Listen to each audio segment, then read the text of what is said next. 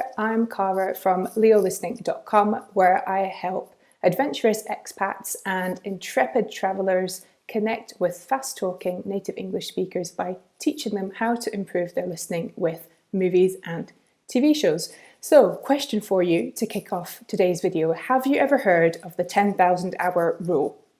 So, this rule was popularised by the author Malcom Gladwell in his 2008 book Outliers, the Story of Success. So in this book, he reported on a study by a guy called Anders Ericsson, which explains what separates top performers in certain fields from everybody else. And one theory, this 10,000 hour rule theory, is that 10,000 hours of deliberate practice is what makes you a top performer. So if you do 20 hours a week of your practice, so whatever it is, playing the violin, computer programming, for 50 weeks a year, so 2 weeks holiday, then 10 years later you will be a top performer at that skill. So if we apply that same logic to listening skills, if you do 3 to 5 hours a day of listening, depending on if you want weekends off, in 10 years you'll have perfect English listening skills. So I interpret this as passive listening. So you're basically just listening to a podcast or a movie or whatever, and you're immersing yourself in it.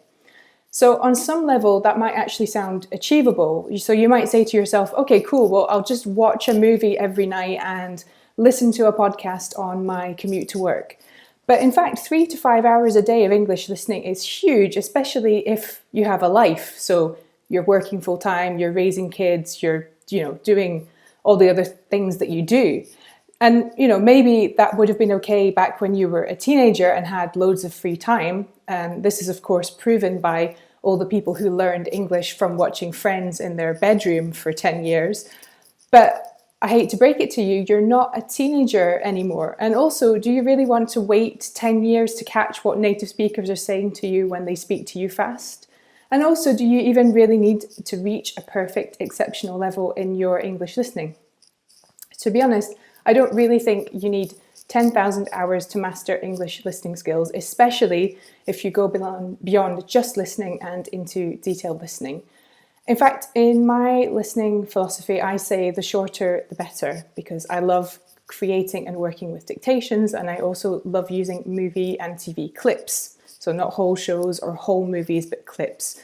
So these are much more manageable. And if you use them the right way, then you can get plenty of bang for your buck, meaning that you can achieve better results faster while doing less through working a bit more intensively. So if you know me, then I'm also a big fan of the 80-20 rule. So according to this rule, 80% of your results come from 20% of your effort. So the key is to do the 20% that really matters to get the 80% results. To get the last 20% of results, you'd have to use 80% of your effort, and it's just not really worth it most of the time. So another way to look at the 80-20 rule is that 80% equals good enough. So if you can catch 80% of what you hear, then that's enough to know what's going on. So if you can catch 80% of a TV series or movie or whatever it is, then you can watch it without the subtitles. You'll catch the rest of what you need using the nonverbal communication like gestures, facial expressions and lip movements. And actually paying attention to the scenery and decor rather than reading the subtitles will also help. So you can see that we're already starting to hack the 10,000 hour rule with the 80-20 principle.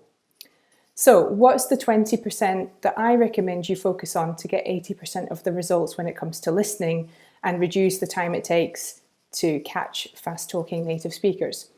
So the 10,000 hour rule assumes this kind of linear progression, right? So you put in 1 hour and you get out 1 hour of result, right? But what if you could be faster and better? That's the whole point here. So in fact, you can even drill down into the 80-20 rule and get more focused and apply it to itself. So I had to look this up because I'm not very good at maths. So 20% of your 20% is 4%, and that 4% generates 64% of your results. So that would be 1.5 hours in a standard 40-hour work week. Or in our previous example of 20 hours of deliberate practice, that equates to 45 minutes a week. So here's the 20% that you should concentrate on if you want to see faster results. So wouldn't it be great to see results after 2,000 hours rather than 10,000, or even faster if you go right down to this essential 4%. So without further ado, here's what you could do with a shorter, more focused time period. For example, 2 hours a week or less rather than 2 hours a day or more. So tip number 1 is focus on catching the words that you already know by learning how they sound in fast speech and training yourself to catch them. So unfortunately, it's the words that you already know that change the most in fast speech. So all the little grammatical words, prepositions, articles, things like this. And in fact, that said, any word can change in fast speech and sound different from its careful pronunciation form that you see in the dictionary. So you can raise your awareness of how the most common words change in fast speech by using a website like TubeQuizard, where you can create listening quizzes based on common connected speech features.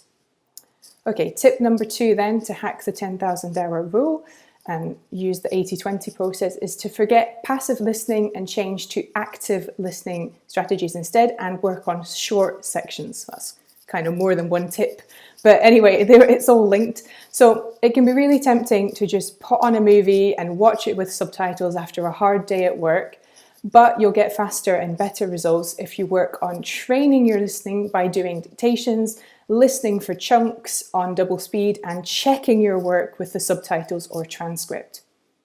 Okay, third piece of advice then for this 20-80-80-20 process is to get rid of monologues, stop listening to monologues and prefer dialogues, and also prefer faster resources, not slow ones. I almost got that the wrong way around. So while it can be tempting to listen to slow material because you understand it and it makes you feel good, if you're going to progress, then you need to get out of your comfort zone. And in fact, listening to things that are hard or even harder than what you might experience in real life is great training. So that's why, in fact, movie dialogue, even though it's hard and it's sometimes the trickiest type of English to understand, is great training for real life conversation, because training with this harder material means you're prepared for any situation.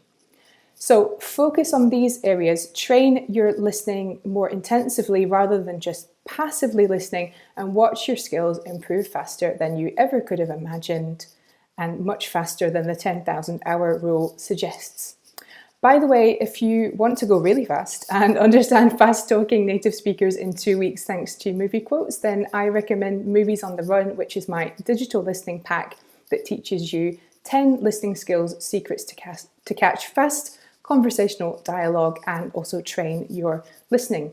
So, after watching this video, what are you going to change about your approach to listening? Please let me know in the comments. Also, if you like this video, then click like. If you want to have more videos like this about improving your English listening skills so you can connect with fast-talking native English speakers, then subscribe to the channel so you don't miss out. And you can also download my mini movie guide for free to join my newsletter for more tips like these.